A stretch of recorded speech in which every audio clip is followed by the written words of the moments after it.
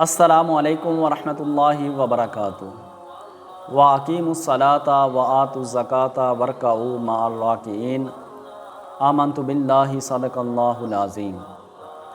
दोस्तों, आज हम नमाज के फ़राइज़ को याद करेंगे।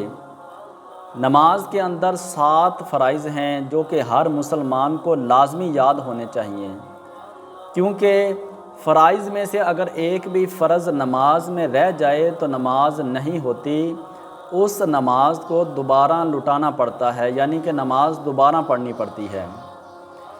तो आज हम नमाज के जो 7 फ़राइज़ हैं इनको याद करेंगे।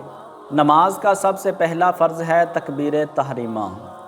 नमाज को शुरू करते वक्त जो हम अल्लाहु अकबर कहते हैं, इसको तकबीर तहरीमा कहते हैं। ये नमाज के लिए फ़र्ज़ है। और नमाज का दूसरा फ़र्ज़ है क़ियाम।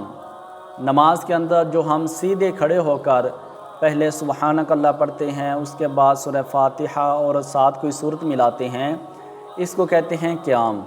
अगर कोई शख्स जानबूझकर फ़राइज़ के अंदर जो फ़र्ज़ होते हैं उसमें जानबूझकर क़ियाम को छोड़ दे और बैठ कर नमाज़ पढ़े तो उसकी नमाज नहीं होगी। अलबत्ता नवाफिल वग़ैरह आप बैठ के पढ़ सकते हैं। और नमाज के अंदर जो तीसरा फ़र्ज़ है वो है क़िरात।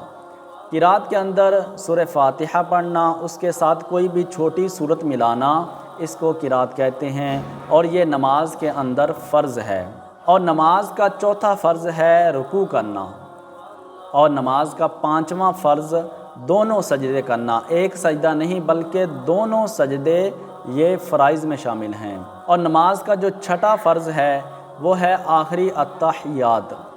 अगर आप 4 रकात वाली नमाज़ पढ़ रहे हैं तो उसकी जो आखिरी अत्तहियात होगी वो फ़राइज़ में शामिल है, और जो दरमियान वाली अत्तहियात होगी यानी कि 2 रकत पढ़ने के बाद जो अत्तहियात होती है दरमियान वाली, वो वाजिब होती है, जबकि आखिरी अत्तहियात जो होती है वो फ़र्ज़ होती है।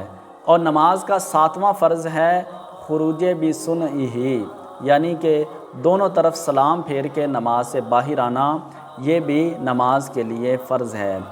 तो नमाज के 7 फ़राइज़ हैं। सबसे पहला फ़र्ज़ तकबीर तहरीमा, दूसरा क़ियाम, तीसरा क़िरात, चौथा रुकू, 5वां दोनों सजदे, और छठा आखिरी अत्तहियात, और 7वां दोनों तरफ सलाम फेरना। ये नमाज के 7 फ़राइज़ हैं। अल्लाह अज़्ज़ व जल हमें इनको याद करने की तौफ़ीक़ अता फ़रमाए। आमीन बिजाहिन नबी आमीन।